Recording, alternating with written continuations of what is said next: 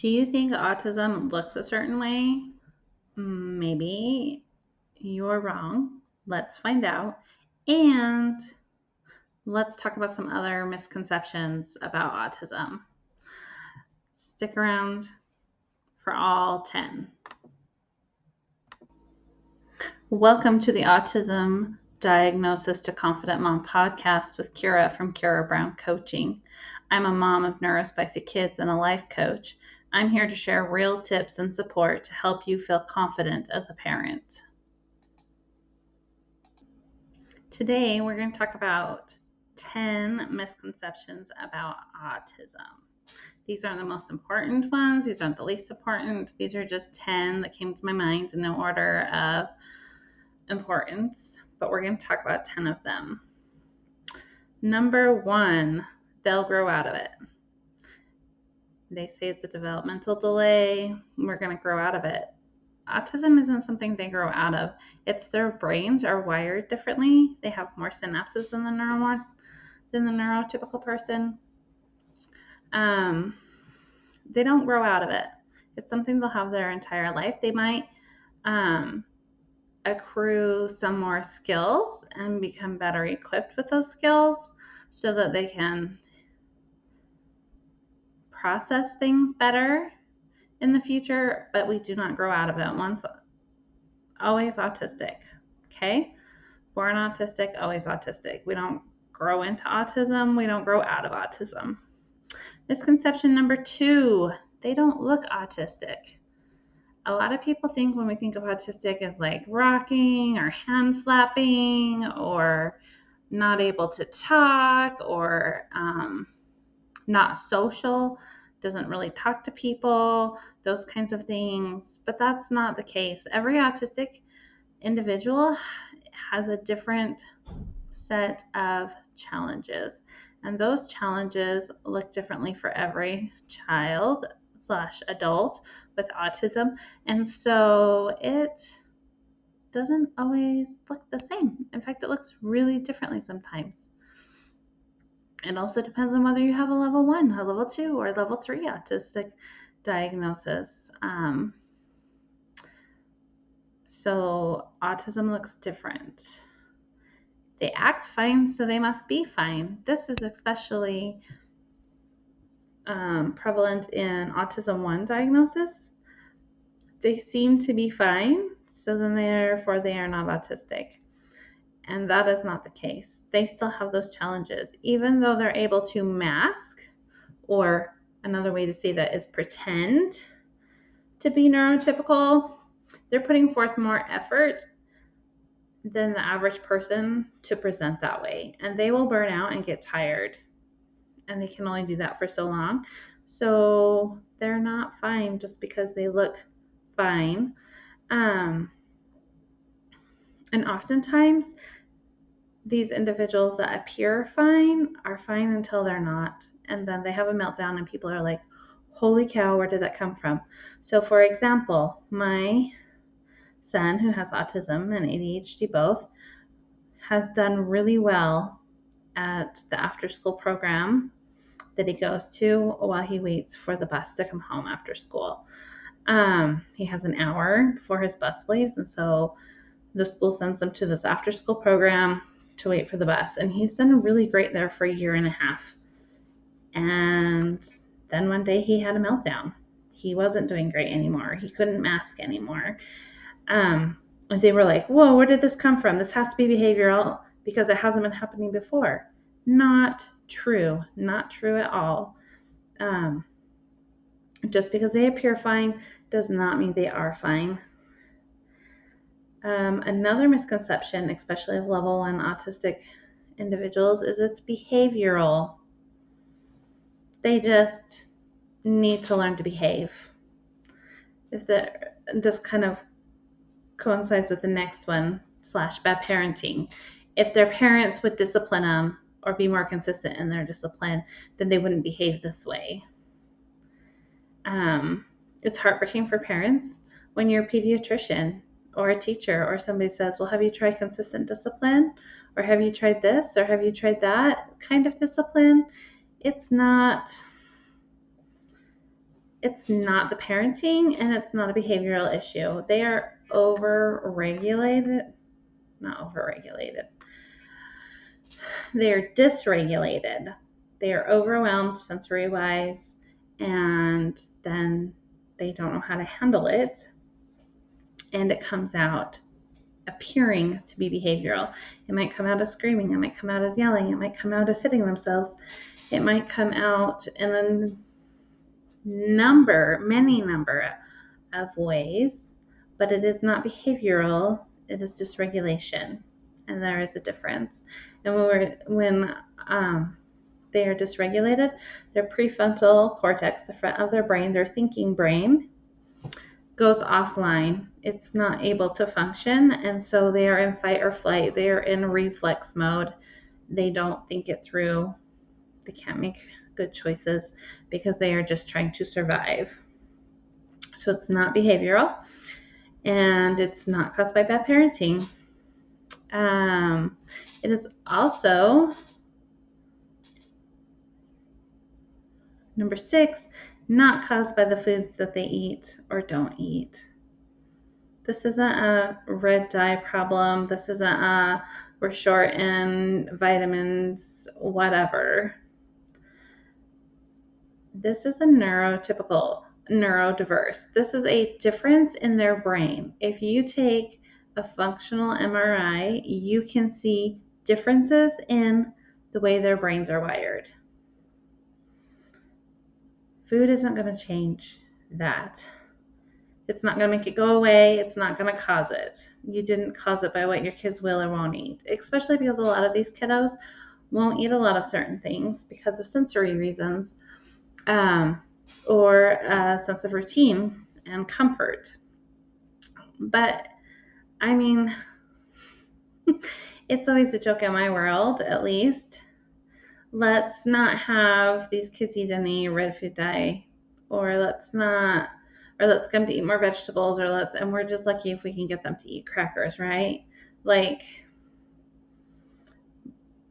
the foods don't cause autism, or a lack of certain foods doesn't cause autism. Okay, reason number 7, quote unquote, high functioning or level 1 autism is easier. Is it easier? I don't know. If you have a level 3, he's nonverbal, he flaps his hands, he rocks back and forth, he doesn't communicate with others.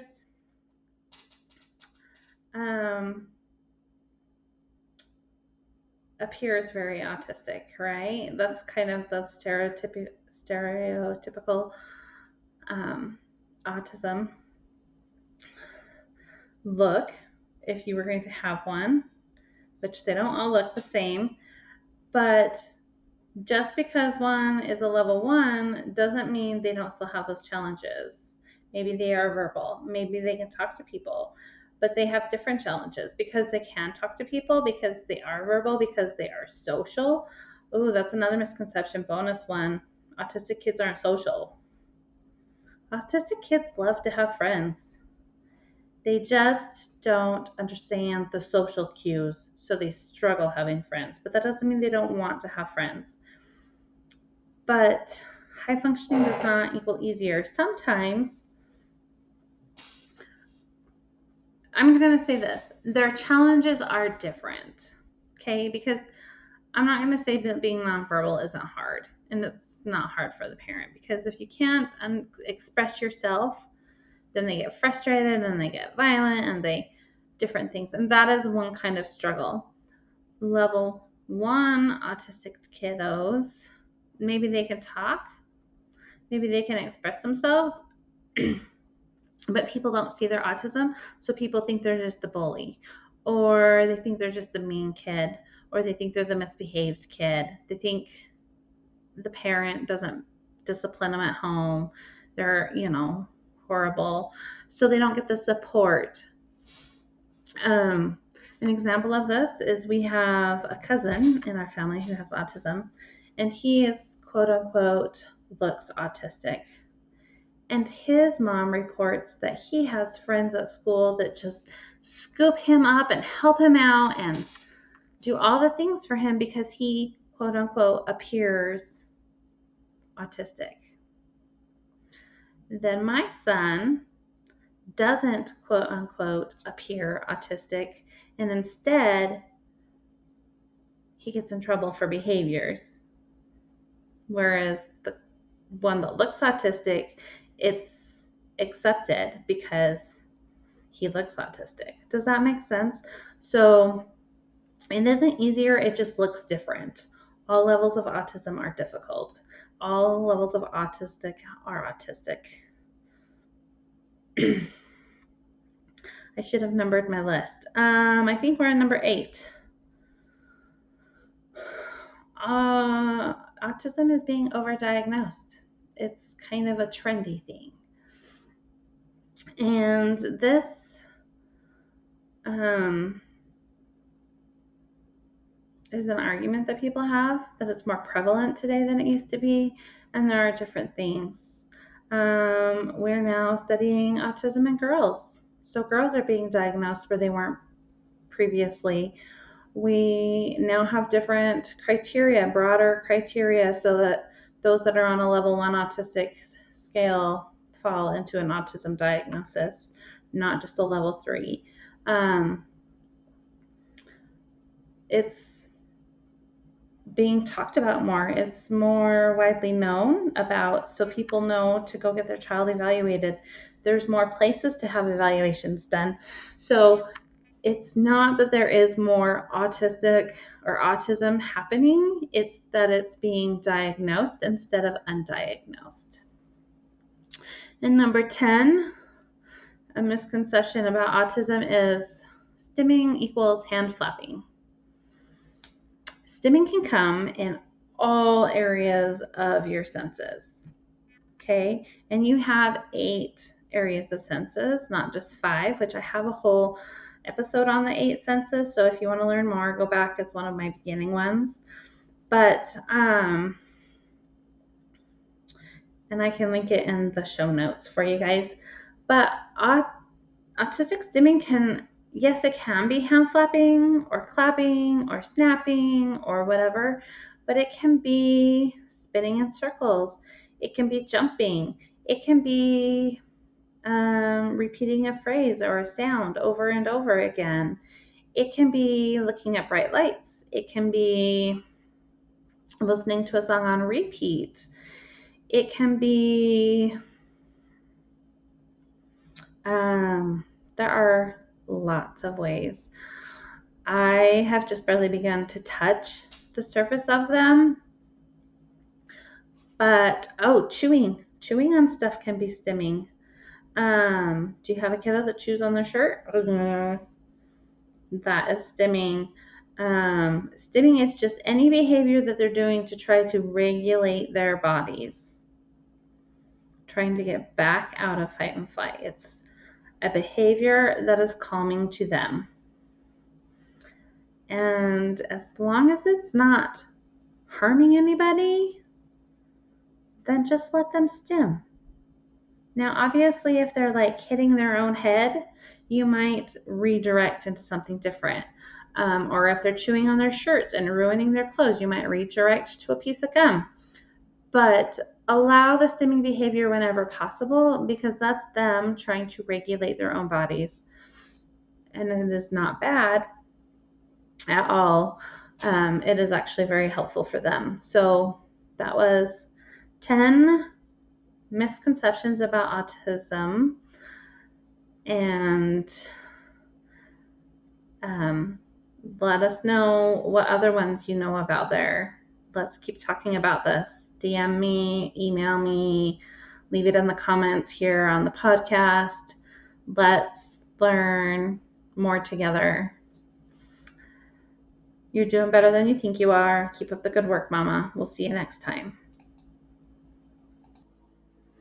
Thanks so much for listening to Autism Diagnosis to Confident Mom. If this episode helped you feel a little more seen or supported, please take a moment to like, follow, or subscribe to the podcast. And if you know another parent who needs to hear this, share it with them too. We're all in this together. You're doing better than you think, Mama. You've got this.